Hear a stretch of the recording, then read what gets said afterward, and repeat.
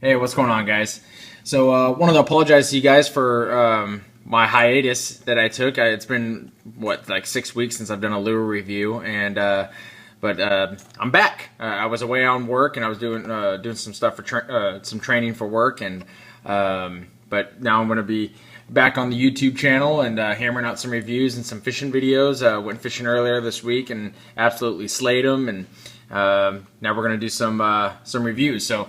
The first review I want to get out to you guys is this this square bill crankbait from Soul 5, and Soul 5 is the brainchild of the Evolve Baits company, and this is their new hard bait lineup, where Evolve was more of their soft plastics, even though they had some of the frogs and such in there. This is going to be a line, from what I understand, that is dedicated to their hard baits. Now, I have the square bill crankbait, which is called the Muscle Squared, and I believe it only comes in one size. It's the 65 size, and it has a length of 2 1/3 inches, has a weight of 3/8 of an ounce, and a diving depth of 0 to 3 feet. I'll go ahead and show you guys a measurement from the ring on the back to the front ring. It's about 2 3/8 inches. And then without the rings, it's about a little less than 2 1/4. So just like they're saying, about 2 1/3 inches. Pretty sweet little crankbait. When you first look at it, it actually looks, to me, exactly like the IMA square bill. And I'll go ahead and show it to you guys, just because, I mean, they are so similar.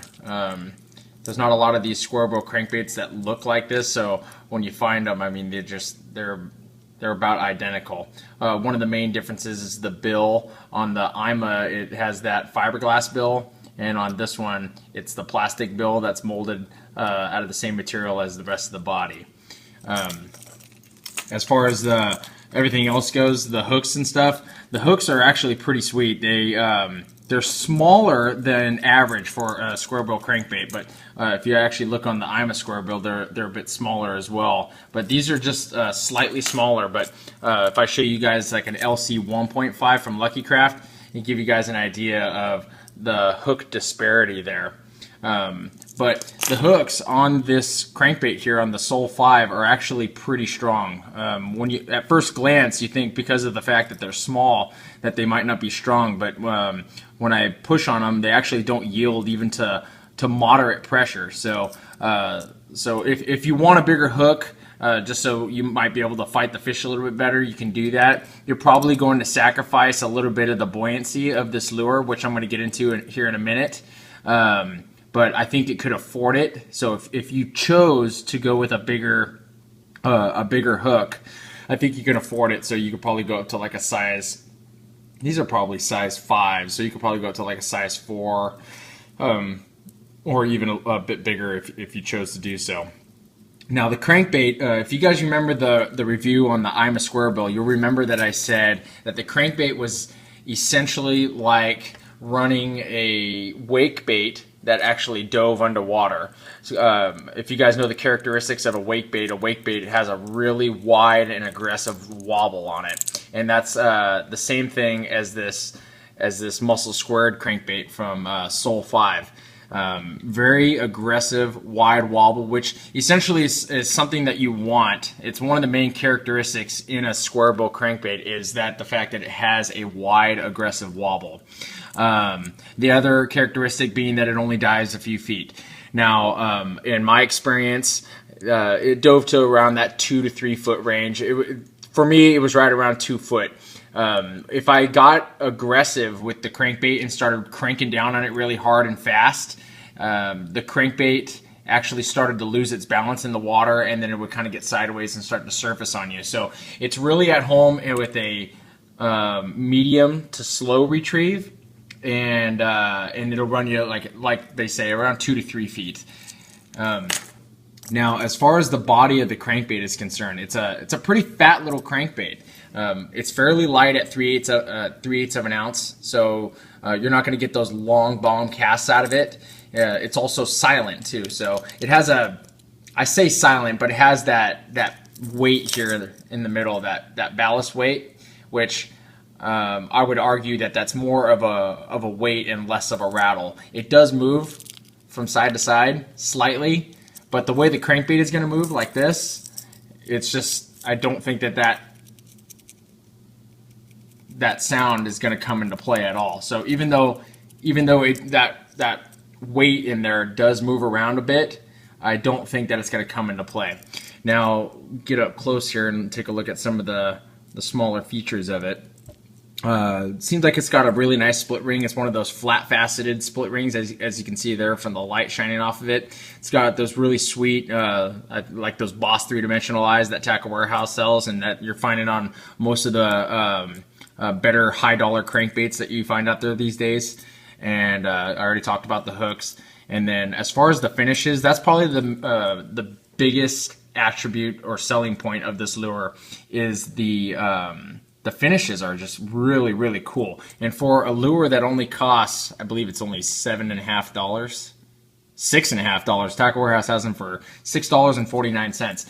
I don't think you're gonna find a better finish on a crankbait in that price point. I think you're gonna have to jump up into like the more of the Japanese style lures, where you're gonna end up paying 13, 14, 15, 16 bucks. And this one is half to a third the price of some of those Japanese crankbaits that are out there. So really sweet finishes. On Tackle Warehouse, they have 7 available. This crankbait actually is called Live Gill HD. It's kind of a transparent, but it's got all that green glitter in it, which is really, really cool. And it's also got some holographic properties to it as well, so you can see that rainbow effect when I show it on off angles and stuff. And then obviously it has that bluegill pattern with the stripes and the ear behind the raised gill plate. It also the crankbaits have the etched scale pattern, and the crankbaits, just like the I'm a square bill, they have the very pronounced eyebrow here. On the I'm a square bill, it's not as pronounced, but on this one, it's much more pronounced. So they just have a very good attention to some of the finer details of the crankbait, which for me, a connoisseur of crankbaits, that's attributes that I appreciate. Are they going to make that big of a difference to whether or not you catch fish? I suppose that everything put all together is going to possibly make the crankbait look more realistic, but individually, they're probably not going to make some of these finer characteristics are not going to make that big of a difference in catching fish. But as an angler, and like I said, as a connoisseur of crankbaits, it's something that I have grown to appreciate. So go ahead and show you this color. This is Live Gill HD.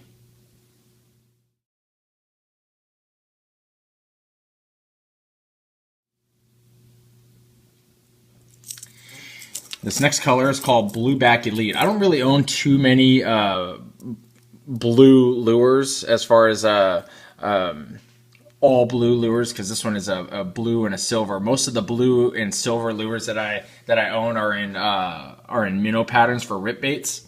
So this is a very interesting color. If you guys look inside my tackle box, most of my shad crankbaits are shad patterns and crawdad patterns.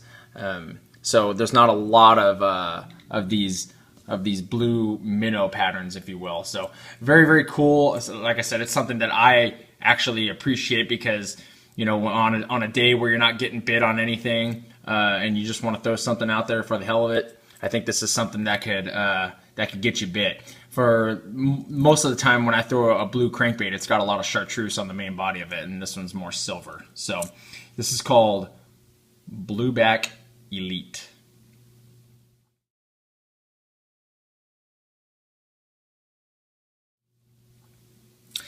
Now, the other thing I want to mention before I go here about this crankbait was about the buoyancy of the lure.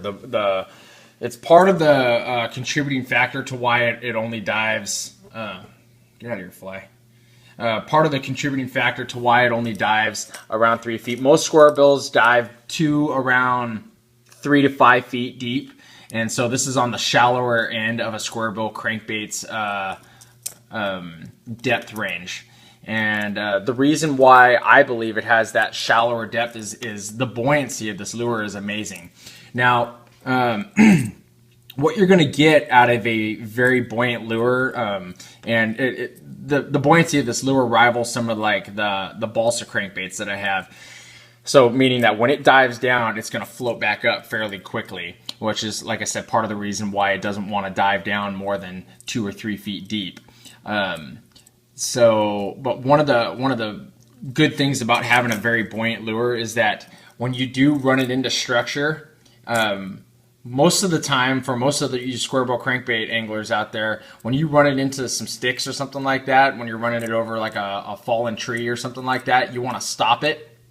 That way it'll kind of push itself back and relieve whatever hang-ups that it could possibly get. And that's usually when you're going to get bit, when you're running it into structure. When you have a very buoyant lure, the possibilities of it relieving itself from snags are even higher. So it's a very good selling point for a lure or a square bill crankbait, shallow crankbait, to have a characteristic where it could possibly relieve itself from snags easier than some of the other ones that are out there.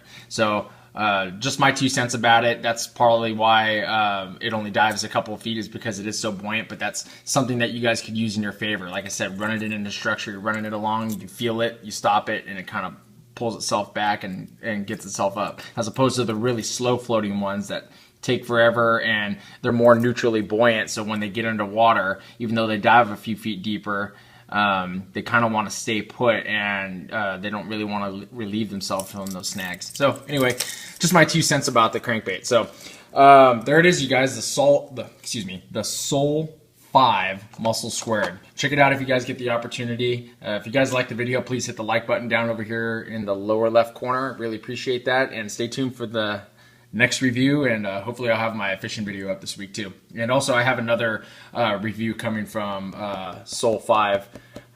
It's their walk the dog. I think it's called the Rover, I believe. I'll have to look it up. But anyway, stay tuned for that one too. All right, guys.